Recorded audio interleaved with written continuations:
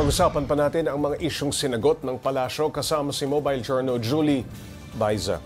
Julie, ano ba yung eksaktong nasabi ng bise para bumuelta ng ganito ang palasyo?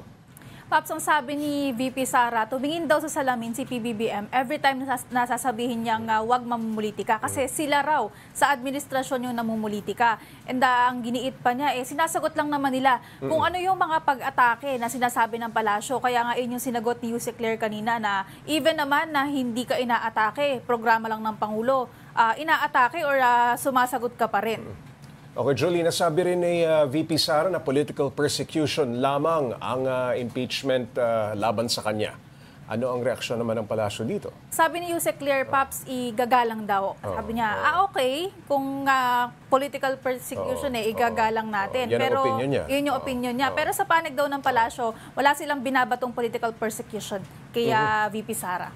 Okay, Julie, so usapin naman ng mga nawawalang sabungero, plano pang paigtingin ang investigasyon ukol dito. Bakit daw mismong si Pangulong Marcos pa ang nagtutulak sa investigasyon na ito?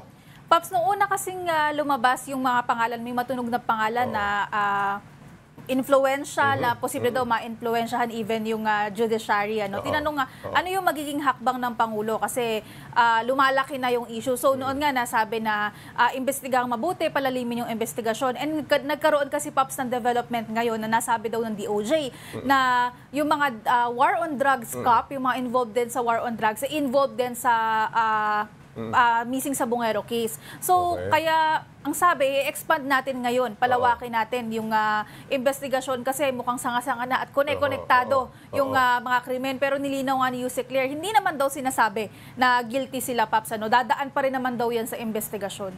Alright, Julie, plano rin daw ni PBBM na aksyonan ang adiksyon sa online gambling. May nailatag na ba siya kung paano ang gagawin niya tungkol dito?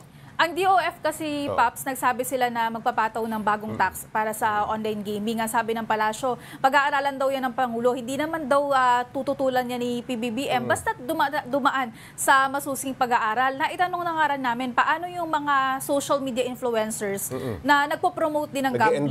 Nag-e-endorse. Kasi isa nga sa sinasabi nila ngayon, yung kumbaga parang trigger, yung kapag ka makikita mo sa social media. So ang sinasabi ng palasyo, pag-aaralan daw nila kung i-regulate pati yung mga social media influencers. Pero again, ongoing pa yung pag-aaral. Ganon din naman ang obserbasyon ng mga senador na nagbigay ng pahayag. Yes, halos same naman na sinasabi nga nila. Yung malaking medyo impluensya. Holistic. Malakas ang impluensya. And kasi, Pops, di ba sinasabi nila, mental health kasi. So kung may mga ganitong uri ng trigger na nakakala talaga sa social media, yun yung punto nila na kailangan i-regulate natin. Okay, Julie, pinangunahan din ni PBBM ang pamamahagi ng patient transport vehicles sa iba't ibang LGU. Gaano karaming medical vehicles ang na-turn over? Nasa 387 yung turnover kanina para sa LGUs yan sa Luzon, Pops. For context, yung mga PTV kung tawagin, patient transport vehicles, para din po yung ambulansya. Sa loob may mga medical tools yan. Merong stretcher, merong monitor, at yung mga essential tools na magagamit in case of emergency. Yan nga yung sinasabi na plano kasi maging first responder yung LGU. And by the end of 2025, Pops, target ng pamahalaan na lahat ng city and municipalities dito sa Pilipinas, meron ng isa, at least one nitong PTV na to. Pero kapag meron ng tig-iisa, kung mas malaki daw yung populasyon, baka dagdagan pa nila. So, kailangan idepende sa lugar at idepende sa pangangailangan. Pero ang pinaka-target talaga niyan, yung mga malalayo at liblib na lugar na sila yung unang maserbisyohan sana. Isa pa, Paps, wag daw sanang politikahin din.